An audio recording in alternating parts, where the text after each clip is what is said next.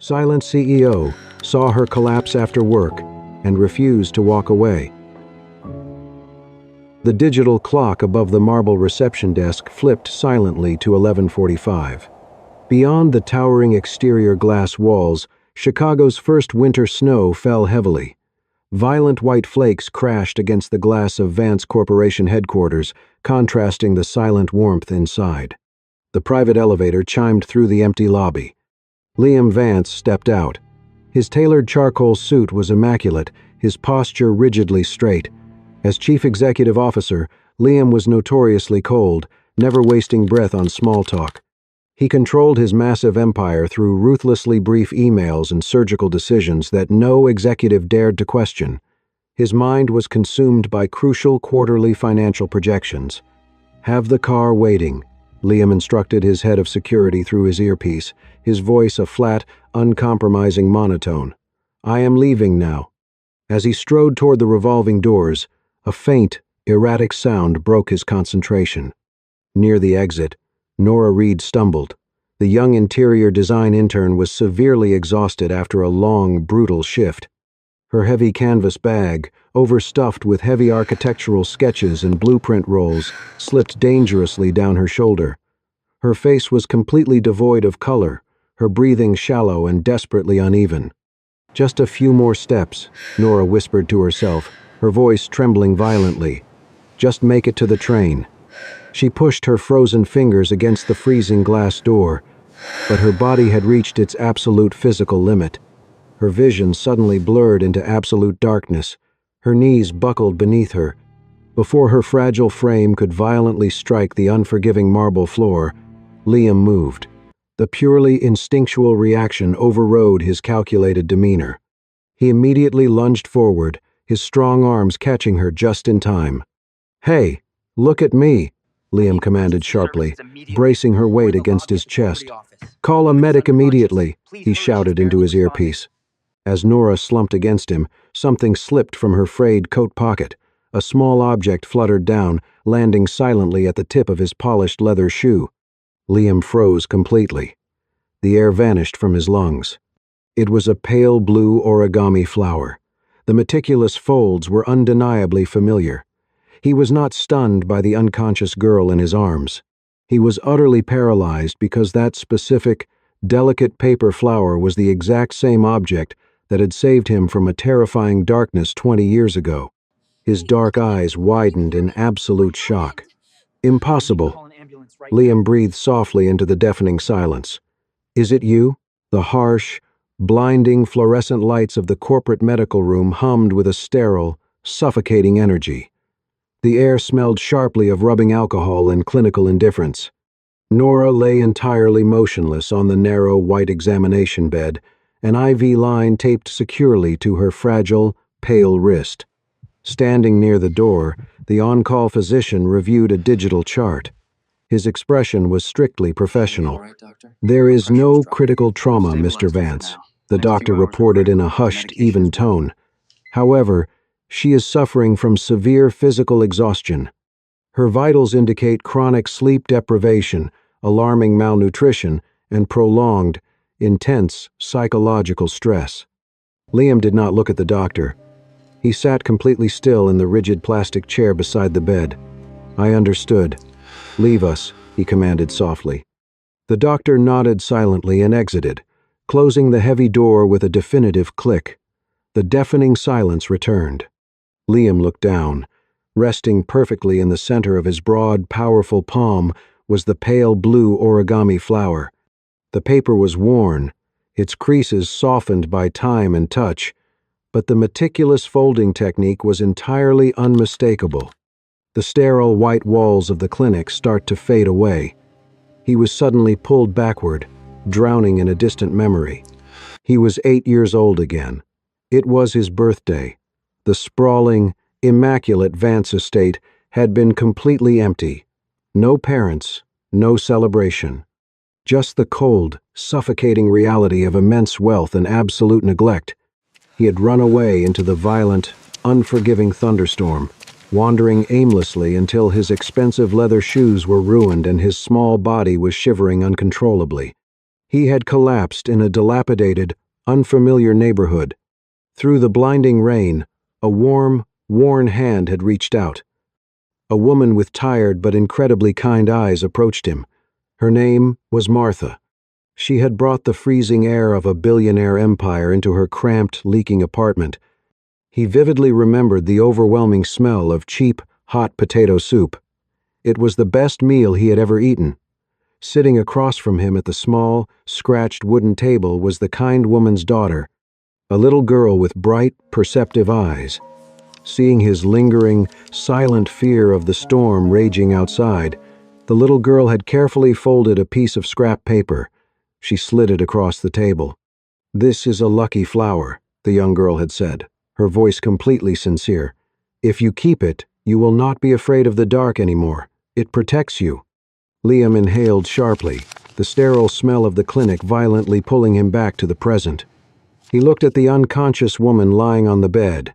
The exhaustion etched deep into her features was a cruel testament to a life of brutal, relentless survival. Was this broken, fiercely independent intern truly the same bright girl who had saved him from the freezing dark? He gently traced the edge of the paper flower. An indescribable, heavy knot formed in his chest. If it was her, a terrifying dilemma stood before him. The ruthless CEO in him demanded distance to maintain absolute control and strict professional boundaries. But the lost little boy inside his heart desperately wanted to repay an impossible, massive debt. "If it is really you," Liam whispered into the empty, silent room, his voice barely audible over the steady, rhythmic beep of the digital heart monitor. "What am I supposed to do now?" He closed his tired eyes, completely lost in the sudden weight of their shared and complicated history. Tomorrow would change absolutely everything. The air in the design department of Vance Corporation was thick with the scent of stale coffee and the frantic electricity of looming deadlines. Under the aggressive restructuring plan, the department had become a high-pressure crucible. From the soundproof sanctuary of his 50th floor office, Liam leaned back, the pale blue origami flower resting on his mahogany desk like a silent accusation. Ever since that fateful night, he had spent the last 3 days investigating every detail of her life. He knew about the mounting medical bills, the crumbling apartment in the suburbs, and the grueling double shifts she pulled to keep her mother, Martha, in treatment. "She hasn't left for 36 hours, Julian," his head of operations noted quietly over the intercom. "I have eyes, Julian," Liam replied, his voice a surgical blade. "I see the quality of the night shift catering is unacceptable. Change the vendor. I want fresh, nutritious meals delivered every night at midnight, not just for the interns, but for the entire floor. And increase the overtime stipend by 20%, effective immediately. Soon, premium hot meals replaced cold vending machine snacks. And somehow, the ambiguity surrounding the girl's identity still lingered in his mind, but these seemingly insignificant actions started happening more and more often. But inside the hyper-competitive design department, this sudden generosity bred intense suspicion. Within days, the toxic whispers began. They slithered through the break room and echoed in the restrooms. "Must be nice to be the CEO's project." A senior designer sneered near the espresso machine, loud enough for Nora to hear. "I heard she's using the Starving Artist Act to skip the line for the permanent associate position." Nora's fingers tightened around her charcoal pencil, but she didn't look up. The whispers followed her into the elevators and echoed in the break room. They called her the Charity Case and the Glass House Girl. Every time a high-quality meal appeared or a bonus hit their accounts, the resentment toward her curdled. One evening, as Nora gathered her sketches, she heard a group of interns laughing in the hallway. "If I knew all it took was a well-timed feint in the lobby, I'd have collapsed months ago." One girl giggled. Nora stopped, her heart hammering against her ribs. She didn't cry. She couldn't afford the luxury of tears. She closed her eyes and saw her mother's pale face, the gentle way Martha folded paper flowers even when her hands shook. "Be a pillar, Nora," she told herself. A pillar doesn't break because of the wind. But tension started to escalate and reached a breaking point when Liam, sensing the toxicity from his ivory tower, decided to exert his authority. He sent a company-wide email that landed with the weight of a gavel. Subject: Professional conduct and merit-based culture. At this firm, merit is the only currency. Not background, not rumors, and certainly not the whispers behind backs.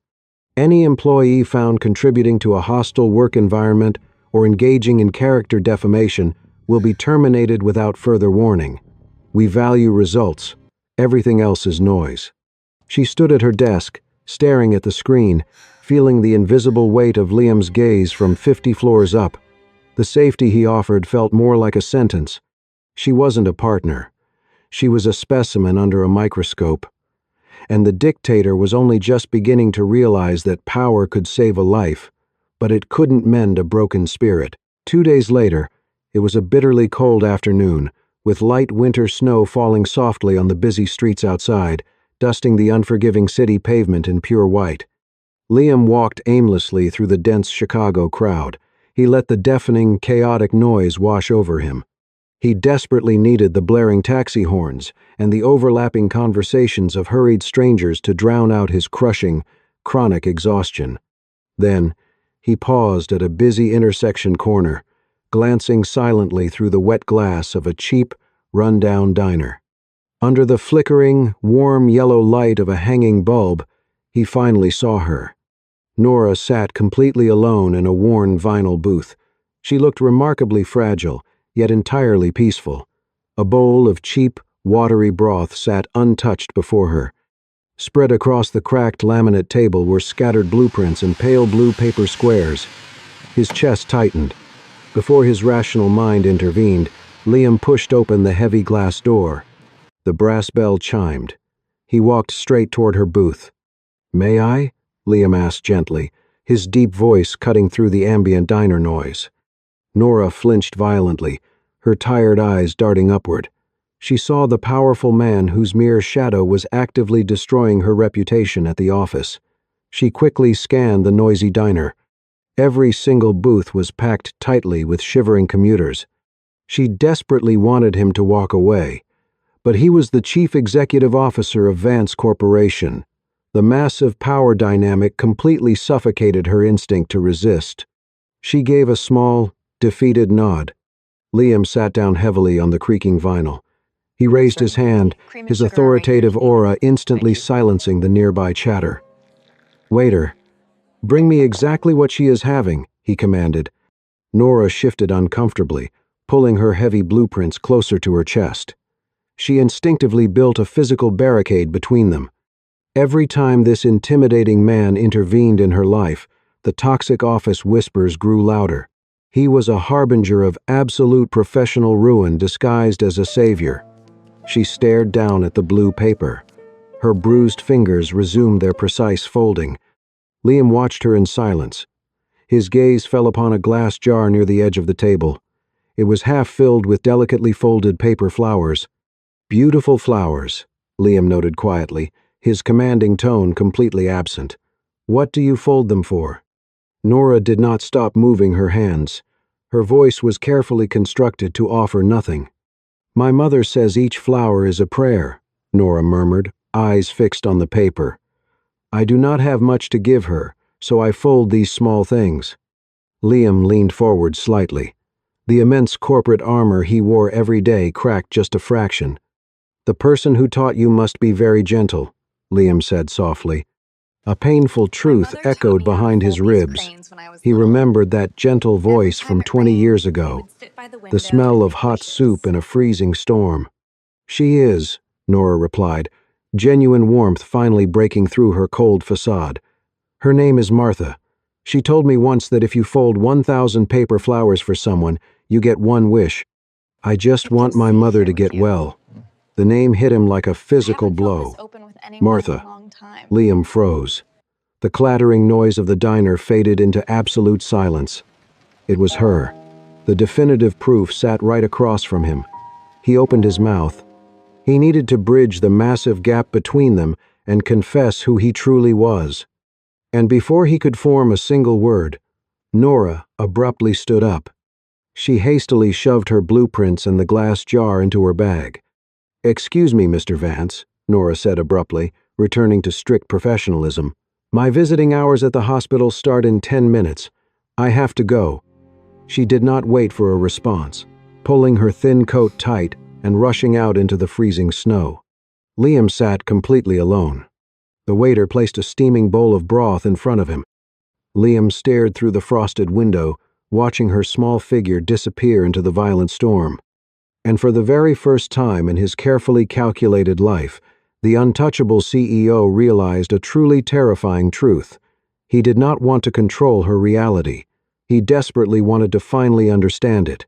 Ever since the diner, Liam's focus fractured. His corner office felt impossibly hollow. He found himself staring at the empty drafting table 50 floors below. One day passed. Then two. By the third morning, the silence became unbearable. The meticulously controlled CEO broke his own protocol. He bypassed his assistants and directly called human resources.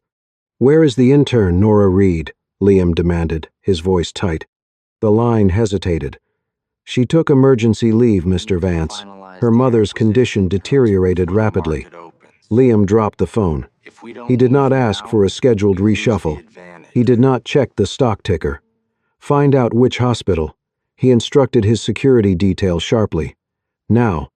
Meanwhile, miles away, Nora sat completely alone in the freezing hallway of St. Jude Medical Center. She did not cry. She was entirely out of tears.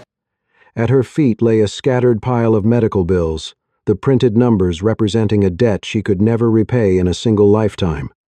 She stared at the scuffed linoleum floor, her body running on pure, agonizing adrenaline. Seeking any distraction from the terrifying beep of the intensive care monitors, she pulled out her phone. Then, her thumb numbly opened her corporate email. An anonymous address had forwarded a leaked human resources document. Subject: Finalized intern terminations. Nora's breath hitched. Her bruised fingers scrolled down the brightly glowing screen. It was a scanned termination list. At the very bottom of the page, a bold, black signature finalized the brutal corporate restructuring. It was Liam Vance's unmistakable, elegant handwriting. Directly above his signature, a single name struck her like a physical blow. N. Reed. Contract denied. Nora stopped breathing. The sterile air in her lungs turned to sharp glass. All the crushing overtime, the brutal night shifts, the desperate attempts to prove she was more than just a pathetic charity case, it all dissolved into nothing. She had convinced herself that Liam Vance was different. She had thought his quiet interventions meant he actually saw her worth. But the ruthless machine of Vance Corporation had crushed her anyway, effectively sealing her mother's fate. She slowly locked the screen. The absolute darkness of the hallway finally swallowed her. Then, the heavy elevator doors at the end of the corridor opened with a soft chime. Liam stepped out. His expensive overcoat was unbuttoned, his breathing unusually heavy. He had abandoned a massive board meeting just to find her. He saw her sitting in the dim light. She looked entirely broken, crushed beneath an invisible, insurmountable weight. He took a slow, hesitant step forward. He wanted to bridge the impossible distance. He wanted to pull her out of the suffocating dark, just as she had done for him 20 years ago in a freezing rainstorm. Then, Nora slowly lifted her head. She looked at the billionaire standing in the sterile hospital hallway. The tentative gratitude she had felt in the diner completely vanished. It was instantly replaced by a deep, agonizing resentment. The immense class divide between them had never felt so violently real. She slowly stood up. Her legs were shaking, but her voice was terrifyingly flat. "You did not need to come here," Nora stated softly. Liam stopped walking immediately. He frowned in deep confusion, reading the absolute, hollow devastation in her dark, tired eyes. "Nora, I just heard the news about your mother. I wanted to help." "You already said everything," Nora interrupted. Her voice cracked, bleeding with raw, unfiltered exhaustion. She gripped her phone tightly. "You said it all perfectly." Liam froze in place. He stared at her pale face, completely uncomprehending the sudden venomous shift in her fragile demeanor. Nora looked away, her posture rigidly defensive. She built an impenetrable wall between them. She was drowning, and the man standing before her was the one who had just cut her lifeline. Liam did not take another step. He did not try to defend himself. The legendary, articulate CEO stood entirely speechless. Looking at her shattered expression, Liam understood a brutal truth. Whatever he said right now would just be noise. Martha's recovery room. Pale morning sunlight filtered through the thin hospital blinds. The rhythmic beep of the digital heart monitor was steady, offering a stark contrast to the terrifying chaos of the previous night. Martha slowly opened her heavy eyes, gradually adjusting to the dim, sterile hospital light. The grueling surgery had been a complete medical success. Outside the thick, soundproof glass door, Liam stood completely frozen. He was a billionaire. He commanded international boardrooms with a single glance. Yet, looking through that clear pane of glass, he reverted entirely to the terrified 8-year-old boy shivering in a violent Chicago thunderstorm. A crushing guilt paralyzed his limbs. He had achieved everything, but he had abandoned the only people who had ever shown him unconditional warmth. He did not dare turn the cold metal handle. He nervously rubbed his right thumb against his index finger, a deeply ingrained childhood tic. From the rigid hospital bed, Martha turned her head weakly, her cloudy vision slowly focused on the tall figure standing in the empty corridor. She watched the repetitive, anxious movement of his hands. A sudden spark of recognition broke through her medicated haze. "Nora," Martha whispered, her voice frail and dry. Nora immediately leaned over the metal bed rail, holding her mother's hand. "I am right here, Mom. You are completely safe now." Martha slowly lifted a trembling finger, pointing directly toward the heavy glass door. "Nora. Those eyes. That nervous habit. I remember him. The little boy got lost in the rain."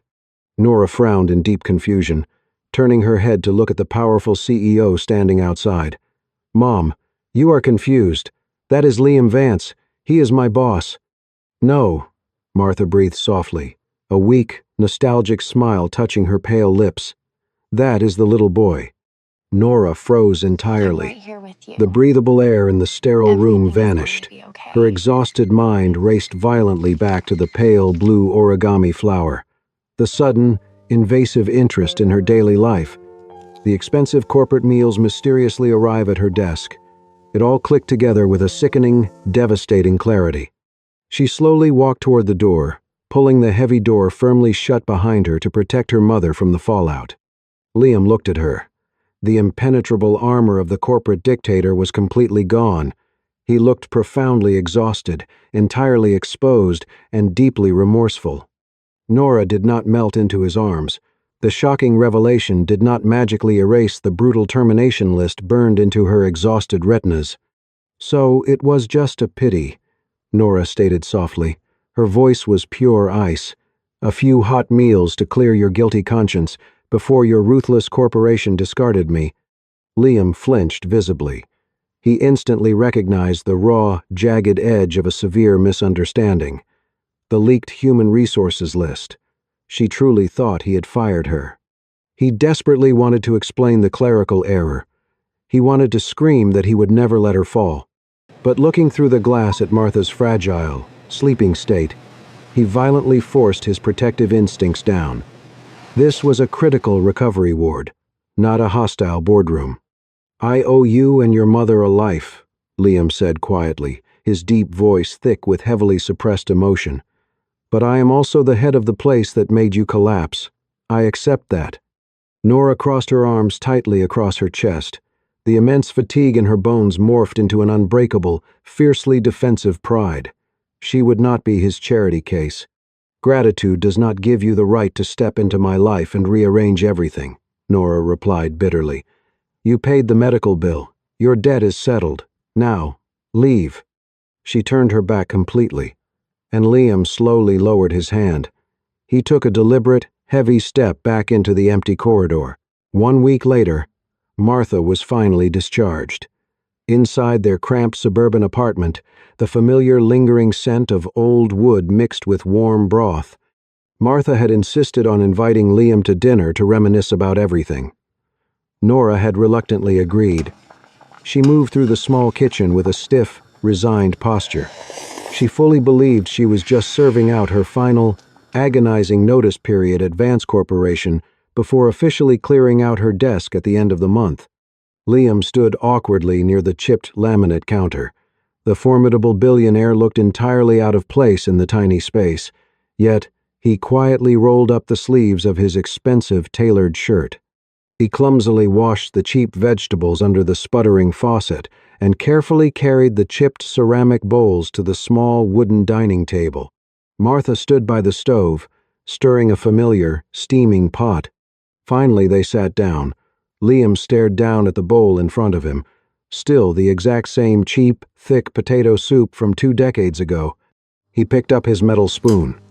He took a slow, deliberate bite. "The soup," Liam whispered, his voice incredibly thick with emotion. "It is still just as good as it was back then." Martha smiled warmly across the table. Her kind eyes were glassy with unshed tears as she looked at the powerful billionaire sitting in her cramped kitchen. "You were so incredibly small," Martha began softly, her voice breaking the heavy silence.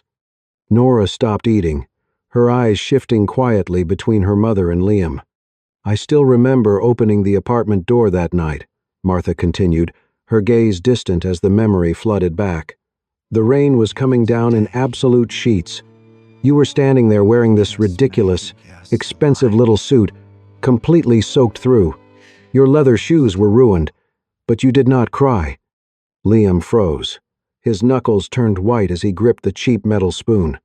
"Most children would have been screaming for their parents," Martha said, her voice gentle but piercing. "But you just stood there on the doormat."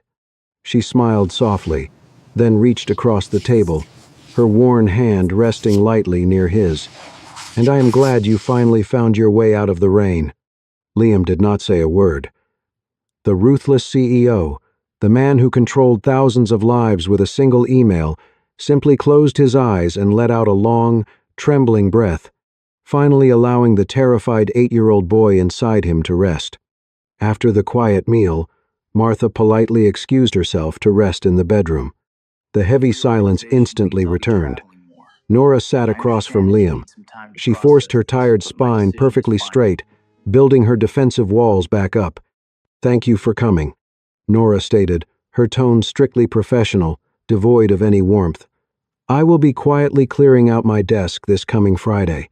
You do not have to worry about any awkward encounters at the office." Liam did not argue. He did not raise his voice.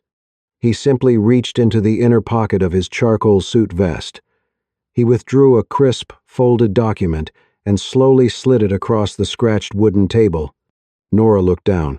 It was an official Vance Corporation employment contract. A brilliant red corporate seal sat boldly at the bottom, signifying a permanent, senior track associate position. She frowned, her pulse suddenly accelerating. "The person on the termination list you saw that day was Nora Reed," Liam explained quietly. "She was an intern in the marketing department. You were simply too exhausted to read the last name carefully, Nora." Nora froze. Her dark eyes widened in absolute shock.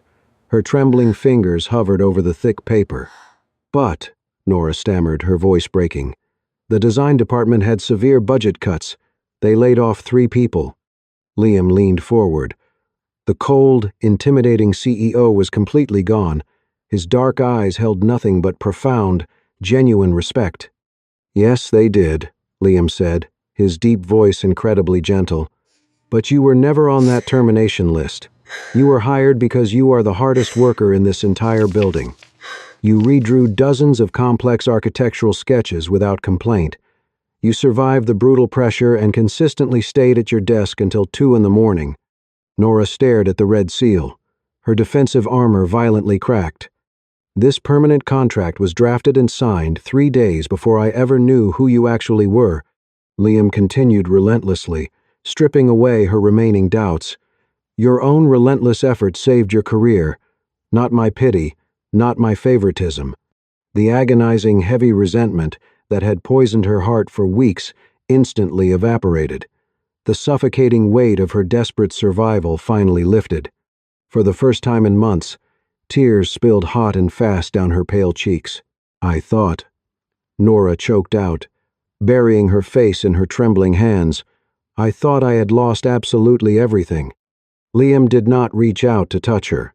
He just sat there in the quiet kitchen, offering her the completely safe, silent space to finally breathe. 1 year later, Chicago. The first winter snow returned today, gently blanketing the unforgiving busy city streets in a familiar, quiet layer of pure, freezing white. Inside an elegant, minimalist art gallery downtown, the atmosphere was exceptionally warm and wonderfully vibrant. Nora Reed stood near the center of the brilliantly lit room. She was no longer the exhausted, collapsing intern desperate for survival. She was now a senior architectural designer at Vance Corporation. By sheer, undeniable professional competence, she had permanently silenced every single toxic whisper and completely shattered all the baseless rumors of corporate favoritism. Her highly anticipated solo exhibition displayed intricate, breathtaking architectural models crafted entirely from recycled corporate blueprints and delicate origami flowers. Sitting comfortably in the very front row, Martha smiled brightly. The deep exhaustion that once shadowed the older woman's face was completely gone, permanently replaced by a remarkably healthy, vibrant glow. Near the back of the crowded gallery, standing quietly in the dim shadows, was Liam.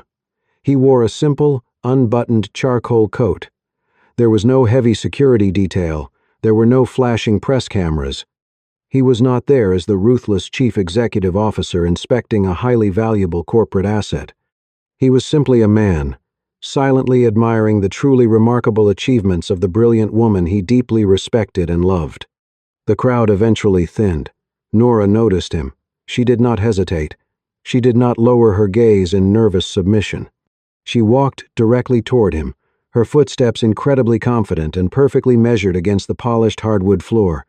She stood before him as an absolute equal, proudly radiating a quiet, fiercely earned pride.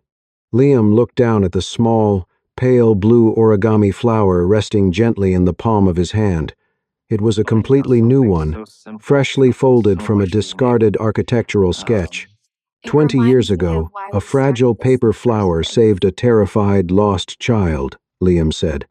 His deep voice was incredibly soft, reserved only for her. 1 year ago, it unexpectedly woke up a man who was completely blinded by his own immense power. Nora slowly stepped closer. She reached up, her steady fingers confidently and deliberately adjusting the sharp collar of his expensive dark coat. "And what about right now, Liam?"